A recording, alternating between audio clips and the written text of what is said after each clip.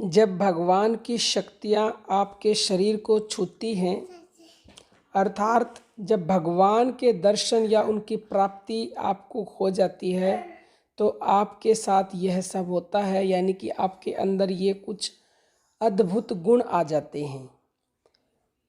भगवान श्री कृष्ण से अर्जुन ने पूछा, गीता के अध्याय 2 में श्लोक नंबर 54 में अर्जुन ने कहा कि भगवान, जिन व्यक्तियों को आपकी प्राप्ति हो जाती है, जो समाधि में स्थित हो जाते हैं, उनमें क्या क्या गुण आ जाते हैं, क्या क्या उनके अंदर बदलाव होते हैं। तो भगवान कहते हैं, जब मेरी शक्ति किसी व्यक्ति में प्रवेश करती है, अर्थात जब उसकी समाधि लग जाती है, मेरे दर्शन हो जाते हैं, तो उस समय उस व्यक्ति की संपूर्ण कामनाएं समाप्त हो जाती हैं और वह जो उसे प्राप्त होता है उसी में संतुष्ट रहता है।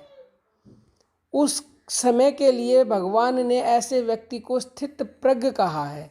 जिस तरह से जब भगवान के दर्शन हुए तो ध्रुव भक्त की सारी कामनाएं समाप्त हो गई थी। हालांकि ध्रुव भक्त ने सकाम भाव से भगवान को पुकारा था, लेकिन जैसे ही भगवान के दर्शन हुए तो उसकी सारी मनोकामनाएं समाप्त हो गई। जब भगवान की शक्तियाँ, भगवान के दर्शन किसी को होते हैं तो उस व्यक्ति के मन के सभी दुख, मन की उदासीनता सब समाप्त हो जाती हैं।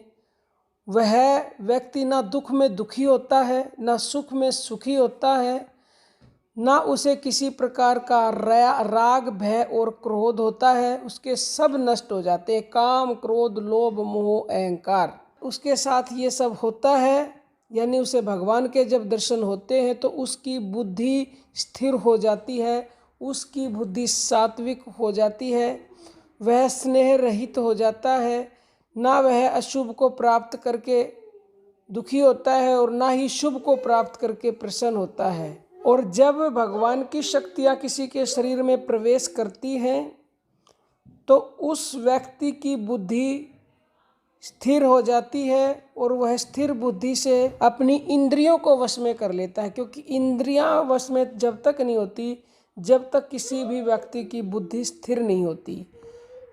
तो ये सब अगर आपके साथ भी हो रहा है, आप ध्यान करते हैं और आप जब भक्ति करते हैं, आपकी बुद्धि स्थिर है और इंद्रियां वश में हैं, दुख सुख में सम हो, लाभ हानि में सब हो, क्रोध उठता ही नहीं है बिल्कुल भी, इच्छाएं समाप्त हो चुकी हैं, तो निश्चय ही भगवान की शक्तियाँ आपके अंदर प्रवेश कर चुकी हैं, भगवान के आपको दर्शन हो चुके हैं।